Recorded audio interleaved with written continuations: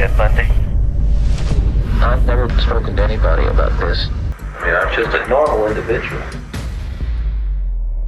A highway patrol officer from Salt Lake City was finishing his shift while parked in front of his home on Hogan Street when he noticed a tan Volkswagen Beetle driving past with its lights off.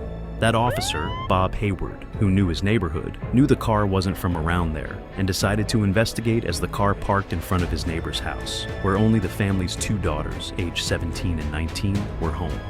When Hayward flashed his lights onto the car to read the license plate, One at Elm, I have a Volkswagen Bug, no lights, refusing to stop. the driver sped off, initiating a car pursuit that ran through two stop signs before ending at an abandoned gas station. The driver of the tan Volkswagen Beetle exited the car with his hands up, wearing blue jeans, a black turtleneck, and tennis shoes. Hayward noted that the driver had shoulder-length dark hair and smelled of marijuana. The man claimed he was a lost student who had been at the local drive-in watching The Towering Inferno, although Hayward knew that movie wasn't playing as he drove past the drive-in earlier that night. Upon inspecting the Beetle, Hayward noticed the passenger seat was missing and found a bag containing a ski mask, crowbar, ice pick, trash bags, gloves, pantyhose, rope, and wire. He also found a pair of handcuffs in the trunk. Hayward arrested the man for evading police and intended to press charges for possession of burglary tools. Look, it's like I told the officer that arrested me. It's not illegal to possess those items. I have absolutely nothing to hide. At the police station, the man was booked and photographed, but was released on bail despite the suspicious items found in his car, as there was not enough evidence linking them to any crime. It wasn't until later that Hayward realized the man he arrested was Ted Bundy, one of America's most notorious serial killers. More people in more states than anyone we've ever heard of. The 1970s and 80s were notorious for infamous serial killers like Jeffrey Dahmer, John Wayne Gacy, and Charles Manson. However, Ted Bundy stood out among them. Despite his heinous crimes, Bundy was often described as handsome, articulate, and likable. Well, I'm sure it works, and you've got to have faith it'll work, or else you'd be reduced to some kind of, mumbling idiot. Born on November 24th, 1946, Bundy grew up in what appeared to be a normal and loving family.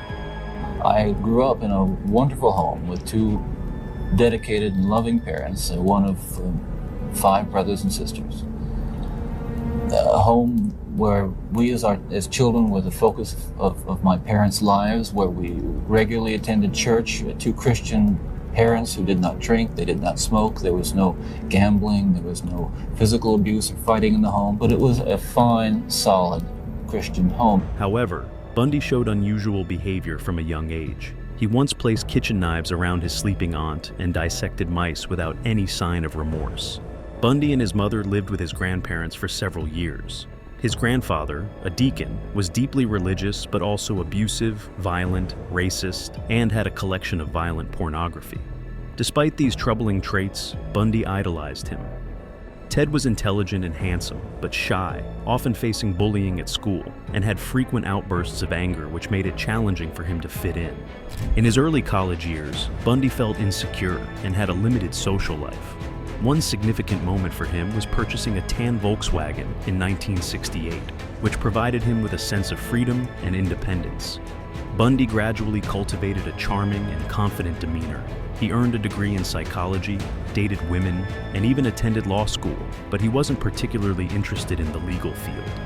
As a teenager, Bundy had a history of theft, but his record was expunged when he turned 18. His urge to commit crimes only intensified from there. On February 1st, 1974, Bundy committed his first known murder, abducting and killing Linda Ann Healy. His victims were consistently attractive young women, which he would approach in public places, pretending to be injured or disabled, and lure them into his car. He used his charm and good looks to gain their trust, then knocked them unconscious. He had removed the passenger seat from his car, allowing him to transport the bodies to a remote location where he would rape, strangle, and later kill them. Spanish test tomorrow. Are you my tutor? Shut up.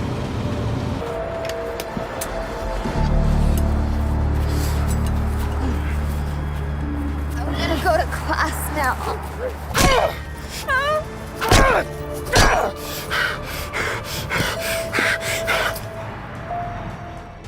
As more women vanished in Washington and Utah, the public became increasingly frightened, and the police were desperate for answers. At the time, the concept of a serial killer was not widely recognized or understood. Bundy managed to keep up a convincing facade, even briefly working for the Seattle Crime Commission and authoring a pamphlet on rape prevention for women. He was careful to avoid leaving any evidence, and with DNA testing not yet available, he evaded detection. At that time, police departments rarely shared information across state lines. However, on November 8, 1974, Bundy made a crucial mistake by leaving behind a witness. On November 8, 1974, 18-year-old Carol Durange drove her maroon Camaro to Sears Mall. While browsing outside a bookstore, a man approached her, claiming to be Officer Roseland from the Murray Police Department. He said someone had tried to break into her car. Yeah. I'm Officer Roseland. Someone was trying to break into your car. They did? Yes, we have a physical description, but you'll need to fill out a police report so we can pursue the matter. How do I do that? I can take you to the police department. It's right up the street. And suggested they check for missing items. Carol agreed, and everything appeared to be intact. The officer then asked her to come to the police station to file a report. Though uneasy and having noticed the smell of alcohol on him, Carol was shown a badge and decided to go with him. However, instead of a police car, the man drove a tan Volkswagen Beetle. Assuming he might be an undercover officer, Carol reluctantly got in. This is your car? It's an undercover vehicle.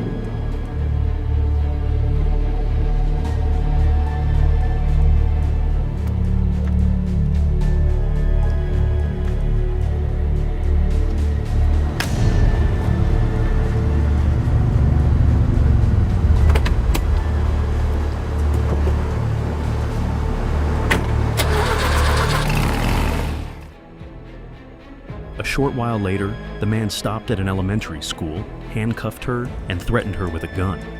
Carol realized her handcuffs weren't secured and managed to open the door, jump out, and run away. The man chased her with a crowbar, hitting her twice, but Carol fought back. Luckily, another car came by, and Carol was able to escape and report the incident to the police. Bob Hayward, unsettled by the man he had arrested, mentioned him to his brother, Captain Pete Hayward, a homicide detective. Detectives at the Salt Lake County Sheriff's Office recognized the tan Volkswagen and remembered a woman in Seattle had reported suspicious behavior from her boyfriend, who drove a similar car and resembled a sketch of a kidnapping suspect. Carol was brought in to identify the man in a lineup and promptly identified Ted Bundy, the same man Bob had arrested. On March 1, 1976, Bundy was sentenced to 15 years for attempting to kidnap Carol Durange. The investigation soon connected him to other crimes, including the murder of 23-year-old Karen Campbell. In October 1976, Bundy was transferred to Colorado to face additional murder charges, but this was just the beginning of his disturbing story. During his second trial, Bundy, leveraging his law student background, opted to represent himself. This granted him privileges such as a typewriter, a desk, unlimited phone calls, and access to the law library. During a recess one day, he took advantage of a guard's momentary lapse in attention to escape through a second-story window and disappear into the mountains. Bundy had meticulously prepared for this escape, practicing his jump, quickly changing clothes, and mapping his route. Despite roadblocks, bloodhounds, and an extensive search operation, Bundy evaded capture in the wilderness for 6 days before eventually stealing a car. His freedom came to an end in Aspen, Colorado, when 2 police officers spotted him driving erratically and arrested him. Once back in custody, Bundy was slapped with extra charges for his escape attempt. Undeterred, he quickly began plotting his next escape. Using a hacksaw smuggled in by another inmate, he sawed a hole in his cell ceiling. After weeks of intentionally starving himself to fit through the opening, Bundy crawled into the apartment of a prison guard on the night of his escape. When the guard and his wife went out to a movie, Bundy donned the guard's clothes and walked out unnoticed. It took 17 hours for the guards to realize he was missing. Bundy then launched a vicious attack on the Chi Omega sorority house, assaulting 4 women, and 2 of whom were killed. The killer came in from the night and then returned to it with an ease that has so far baffled police and left most co-eds here terrified. He continued his rampage, abducting and murdering 12-year-old Kimberly Leach. His capture was finally secured when David Lee, a patrol officer in Pensacola, spotted Bundy driving with his headlights off. After a brief struggle and chase, Lee succeeded in arresting Bundy. Bundy's trial for the Chi Omega murders and the abduction of Kimberly Leach commenced shortly after. And took him then to the jail and booked him. Then they began a process of actually trying to identify who he was. Pensacola, Florida police are questioning a man they say may be one of the worst sex murderers of all time. Bundy had escaped New Year's Eve from a Colorado jail where he was a suspect in 36 rapes and murders, mostly in the West over a 7-year period. Despite his efforts to defend himself and his pleas of not guilty, he was sentenced to death on July 23, 1979. This court, independent of, but in agreement with, the advisory sentence rendered by the jury, does hereby impose the death penalty upon the defendant, Theodore Robert Bundy. You're a bright young man. You made a good lawyer. I'd love to have you practice in front of me, but you went another way, partner. Just before his execution, Bundy admitted to 36 murders. However, more recent DNA evidence suggests he may have been responsible for over 100 killings, with some of his victims possibly as young as 14. Finally, on January 24, 1989, at age 42, Ted Bundy was executed in the electric chair, leaving behind a legacy of terror and tragedy. Bundy's trial was significant not only for his crimes and escapes, but also as the first in U.S. history to be broadcast nationally on television. The widespread coverage, coupled with Bundy's charm and charisma, captivated the public, especially young women. Despite being a convicted killer, Bundy's magnetic appeal endured, leaving a lasting impression on the true crime world.